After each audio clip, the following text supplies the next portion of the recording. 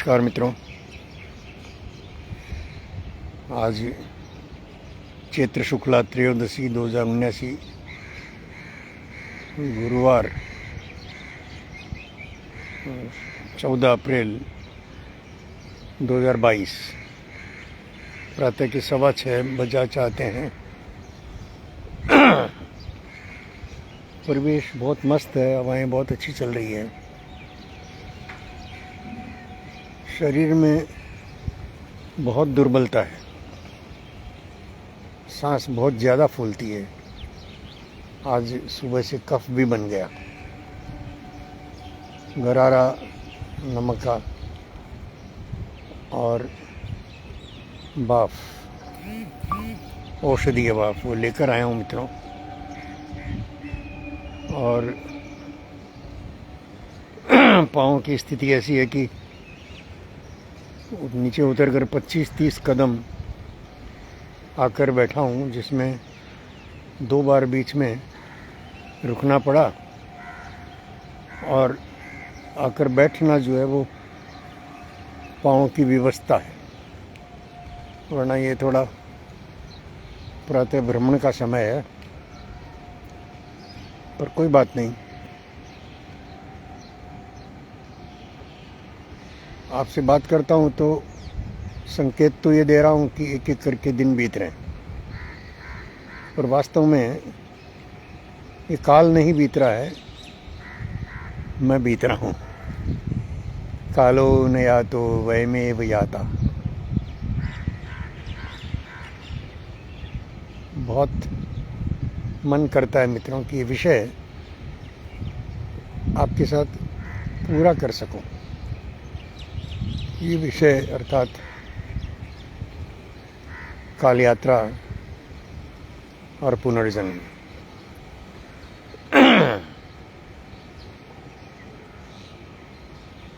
मित्रों, बहुत जटिल दोनों सिरे हैं। जीवन की बहुत सारी आपाधापी में इतना फैलाव है जीवन का, सुख दुखों का ही नहीं बल्कि सामान का, आकांक्षाओं का, इच्छाओं का। और हर इच्छा पूरी होने का इंतज़ाम विज्ञान ने भी कर रखा है, उधर सृष्टि नियमों से भी है। फ़र्क इतना ही है कि विज्ञान जो है वो मन की निम्नगामी कामनाओं को पूरा कर रहा है और सृष्टि अपने नियमानुसार मानव के हित में जो है, मानव को जो ऊंचा उठाती है, चेतना को ऊर्ध्वगामी बनाती है, ऐसी इच्छाओं का सम्मान करती है और ऐसी इच्छाओं को पूरा करती है मित्रों।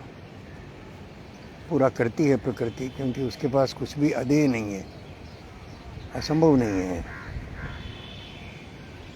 ये बात साधक ने तो स्वयं पर और अपने आसपास परिवेश में बहुत सारे मित्र परिजन हैं, उन सब पर अनुभव किए। लेकिन प्रमाण तो नहीं दे सकता।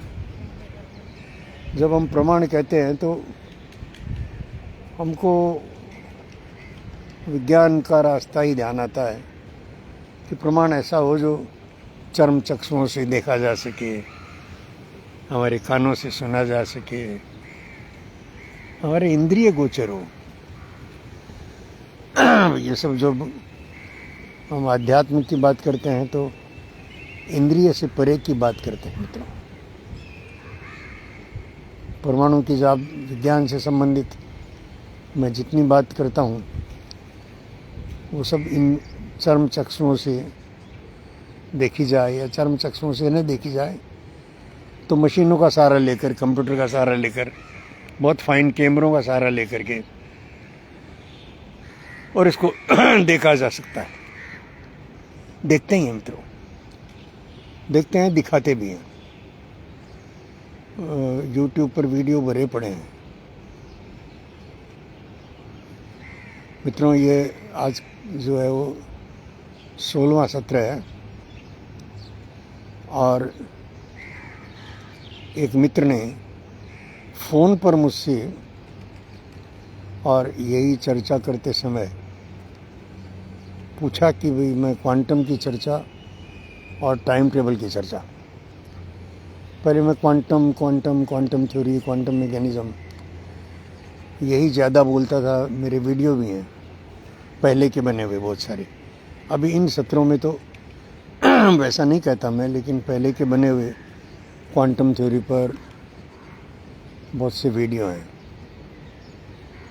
तो उन्होंने कहा कि आप क्वांटम पर किसी निष्कर्ष पर तो हमको नहीं पहुंचा सके, तो अब क्वांटम और टाइम ट्रेवल में कोई कनेक्टिविटी है क्या हम आशा करें कि आप जो अब बता रहे हैं उसमें हम क्वांटम भी समझ जाएंगे। मैं खुश हो गया मित्रों मैं बहुत खुश हो गया। मैंने कहा देखिए, मैं तो जब बात कोई करता हूँ तो पूरी ही करता हूँ। मैं भले ही आपके साथ 15 मिनट बात करूं, लेकिन प्रयत्न पूरा रहता है कि जितना विषय मैंने शुरुआत की है उतना विषय मैं पूरा करूं। उतना ही होता है मित्रों ये जीवन हर पल एक नया पाठ है। तो पूरा पढ़ लिया या पूरा पढ़ा दिया गया, ऐसा कौन कहेगा मैं तो नहीं कहता। पूरा तो वही है, पूर्णमदः पूर्णमिदं पूर्णात् पूर्णमुदच्यते पूर्णस्य पूर्णमादाय पूर्णमेवावशिष्यते। पूरा तो वहाँ पहुँच कर ही होता है मित्रों। और वहाँ पहुँच कर फिर संवाद कौन करेगा, फिर आपके साथ बात कौन करेगा? अगर मैं पूरा ही हो गया तो बात क्यों करूँगा भाई, मौन हो जाऊँगा, हो ही जाऊँगा। क्योंकि जो पूरा है उसे तो शब्दों में कहा ही नहीं जा सकता, कितनी भी कोशिश कर लो। न कहा जा सकता है, न सुना जा सकता है। तो मात्र अनुभव की वस्तु है। हाँ, वस्तु तो है, वास्तविकता है, इसलिए वस्तु है।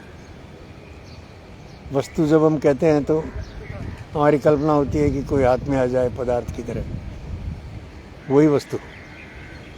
वस्तु शब्द का अर्थ वास्तविकता से है। जैसे हमको क्रोध आता है तो वो एक वस्तु है ना, वास्तविकता है। प्यार आता है तो वो एक वास्तविकता है, एक वस्तु है। अब क्रोध हो या प्यार हो, हम उसको हाथ में तो नहीं दे सकते कोई अनुभव करे तो कर ले सकता है, जाने तो जान ले सकता है, न जानना चाहे उसकी मर्जी है। तो मित्रों, जब उस मित्र ने कहा कि क्वांटम और टाइम ट्रेवल या काल यात्रा, इसमें आपस में कोई कनेक्टिविटी है कि नहीं, तो मित्रों इस विषय को आज जरा सा समझने का प्रयत्न करते हैं। मैं इन नटसेल में तो बोलता हूँ कि क्वांटम थ्योरी की कंटिन्यूटी ही टाइम ट्रेवल तक ले गई है विज्ञान को। विज्ञान को टाइम ट्रेवल तक जो पहुँचाया, वो क्वांटम रहस्य को खोलने के लिए वो जितनी दिशाओं में आगे बढ़ा, गैलेक्सीज में गया, नई गैलेक्सीज की खोज में लगा, वो सारा का सारा टाइम ट्रेवल तक ले आया टाइम ट्रेवल तक। लेकिन हम इस बात को, इस मैकेनिज्म को समझने के लिए हमको बहुत पीछे जाना पड़ेगा मित्रों। पीछे इलेक्ट्रॉन की जो बेसिक और परमाणु का छोटा सा हिस्सा है, बेसिक है, electron, proton, neutron, positron, photon, ये सब नामकरण अलग अलग गुणों के कारण अलग अलग दिए गए हैं। कुल मिलाकर एक इलेक्ट्रॉन है। अब ये इलेक्ट्रॉन जब दूसरे इलेक्ट्रॉन्स के साथ, इलेक्ट्रॉन नहीं, परमाणु है। अब ये परमाणु कि जब दूसरे परमाणु के साथ योग कर लेता है इलेक्ट्रॉन की सहायता से, तो यौगिक बन जाता है। और ऐसे यौगिक मिल मिल करके बड़ी वस्तु बन जाते हैं जो हम चर्म चक्षुओं से देख सकते हैं। जैसे हमारा सेल जो है वो छोटी से छोटी इकाई है इस शरीर की, और वो मल्टीप्लाई होते होते वही सेल जो है वो हमारे मसल्स में बदला, वही सेल हड्डियों में, वही सेल रक्त में है, वही सेल, उसी सेल ने हमको आँखों का शेप में बैठा है, वही होठों के शेप में वही बैठा है। और मेरे हथेली का जब मैं मुक्का बनाता हूँ और जब किसी को पड़े तो वास्तव में वही सारे सेल जो है वो अलग अलग स्थानों पर और अलग अलग भूमिका में आ जाते हैं। उसी तरह जो परमाणु है उसके 3 हिस्से, इलेक्ट्रॉन, प्रोटॉन, न्यूट्रॉन। प्रोटॉन और न्यूट्रॉन जो है वो स्थिर केंद्र में बने रहते हैं और उनके चारों तरफ इलेक्ट्रॉन चक्कर लगाता है। इलेक्ट्रॉन एक निश्चित संख्या में, हर परमाणु के इलेक्ट्रॉन्स की संख्या अलग अलग है और वो अलग अलग संख्या ही उनको अलग पहचान देती है। इलेक्ट्रॉन की संख्या पर ये कौन वस्तु, ये क्या है, आगे जाकर के क्या बनेगा, बीज कैसा है तो पेड़ कैसा बनेगा, या इसे हम कहें कि जो डीएनए है वो जैसे सबका अलग अलग है, तो उसका आंकलन, उसकी जांच वो उस परमाणु से हो जाती है। और परमाणु इतना छोटा है कि हमारे एक बाल में मिल जाता है, या हमने किसी चीज़ को छुआ तो हमारे स्पर्श के कारण से वहाँ मेरे शरीर के कई परमाणु जो हैं वो चिपके रह गए। तो वहीं से और विज्ञान इतना समर्थ है कि वहाँ से वो उठा लेता है मेरा परमाणु और डीएनए की जांच कर लेता है। तो ये जैसे आदमी का डीएनए वो अलग अलग है, वैसे ही इलेक्ट्रॉन्स की संख्या एक परमाणु में वो अलग है। 2, 8, 18, 32 ऐसे अलग अलग ऑर्बिट में वो निरंतर चक्कर लगाता है। वास्तव में उसका अध्ययन करना वो युक्ति संगत तो नहीं है मित्रों। अध्ययन जो है वो जब जब ये परमाणु जो है वो सिंगल परमाणु किसी के साथ जुड़ जाता है, जुड़ करके यौगिक बना लेता है, तो उसका अध्ययन बनता है। क्योंकि वो अब एक निश्चित नियमावली में आ गया। परमाणु जो है वो निश्चित नियमावली में नहीं है, वो निश्चित नियमावली में नहीं है। इसका प्रमाण विज्ञान पाता है इलेक्ट्रॉन की विचित्र अबूझ गतियों से। उसको जांचने की, उसको अध्ययन करने की विज्ञान की जो कोशिश है वो तो जारी है, लेकिन वो कोशिश जो है वही उसको क्वांटम और रहस्य, क्वांटम क्विज वो खोलती है। जबकि यौगिक के बाद हम अध्ययन करें तो एक नियमबद्ध रूप से यौगिक आगे बढ़ करके दूसरे यौगिक से मिलकर और एक पर एक और बड़ी वस्तु बनता है, और वो वस्तु व्यवहार में हमारे काम आती है अपने अलग अलग गुण धर्म के साथ। जैसे गुण धर्म एक परमाणु में रहे अलग, गुण धर्मों का निर्धारण इलेक्ट्रॉन्स की संख्या से। मित्रों, बहुत ये प्यारा और बहुत सुहाना मैकेनिज्म है। अध्ययन में बड़ा मजा आता है। जितना जाना समझा उतने मैं निवेदन ये कर रहा हूँ कि मेरी कोई बहुत पहले की पृष्ठभूमि नहीं है, साइंस ग्रेजुएट हूँ, लेकिन जब मैंने साइंस ग्रेजुएशन किया था तब तो ये सब कुछ नहीं था जी। आज तो 10वीं का बच्चा भी ये सब बात आराम से समझ लेता है, समझा भी देता है। लेकिन मेरा कोई ऐसा बैकग्राउंड नहीं है। मैंने तो यहीं से गूगल पर सर्च करते हुए, जानते समझते हुए, प्रश्न करते हुए, अपने आप से मिलान करते हुए, मेरे से संबंध क्या है परमाणु का, तो ज्यों ही जाना कि यार इस परमाणु का ही विस्तार में हूँ, तो फिर वो बात अपनी खोज की हो गई। परमाणु का अध्ययन, परमाणु को खोजना, इलेक्ट्रॉन का अध्ययन, इलेक्ट्रॉन का अध्ययन मतलब अपने मन का अध्ययन। इलेक्ट्रॉन घूमता है, उसकी गतियाँ विचित्र है, मन की गतियाँ भी विचित्र है।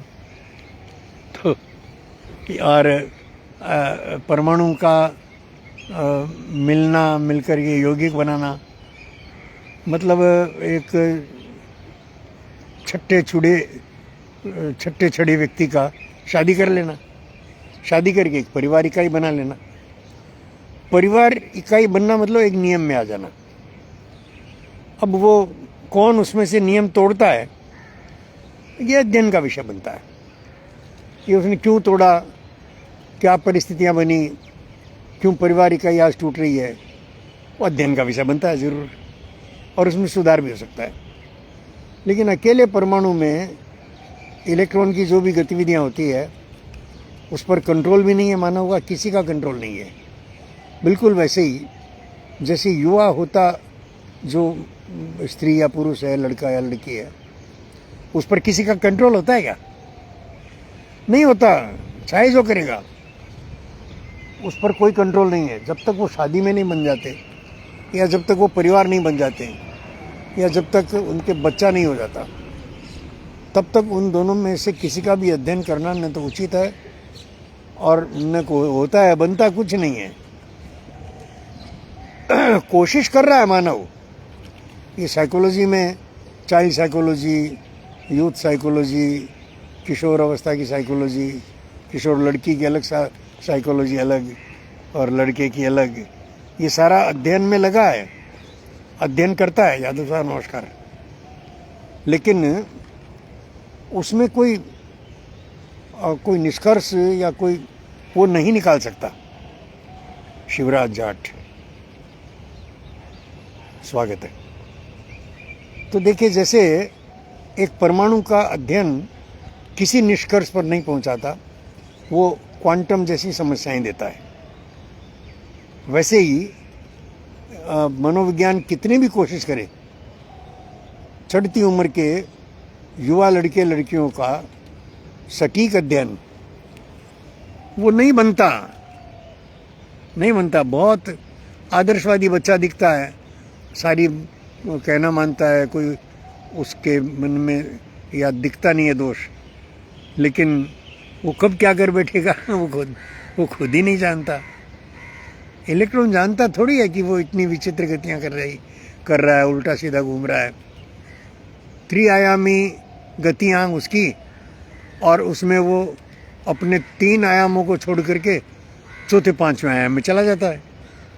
अब चौथे 5वें आयाम में देखने की विज्ञान की ताकत इसलिए नहीं कि विज्ञान ने अभी चौथा 5वां आयाम ठीक से स्वीकार ही नहीं किया है। स्टीफन हॉकिंस महोदय ने और समय को चौथा आयाम बता दिया। गलती की। स्वयं को समय को चौथा आयाम बता दिया, तो अब बरसों तक विज्ञान वहीं अटका रहेगा। Time is fourth dimension. फंसा दिया। विज्ञान को भी फंसा दिया और आदमियों को भी फंसा दिया। यही फंसावट क्वांटम तक ले गई। मित्रों, बहुत रोचक है, और चूंकि शायद मुझे लगता है 15 मिनट हो गए होंगे, तो इस रोचक चर्चा को आज अभी थोड़ा सा मैं अपनी सांस को ठीक कर लूँ, थोड़ा सा एक आध चक्कर लगा लूँ, तब आपसे चर्चा करता हूँ। आप जो आएंगे नहीं तो बाद में देख लेंगे, मैं जानता हूँ। आप अभी 4 लोग हैं, चारों को प्रणाम। ओम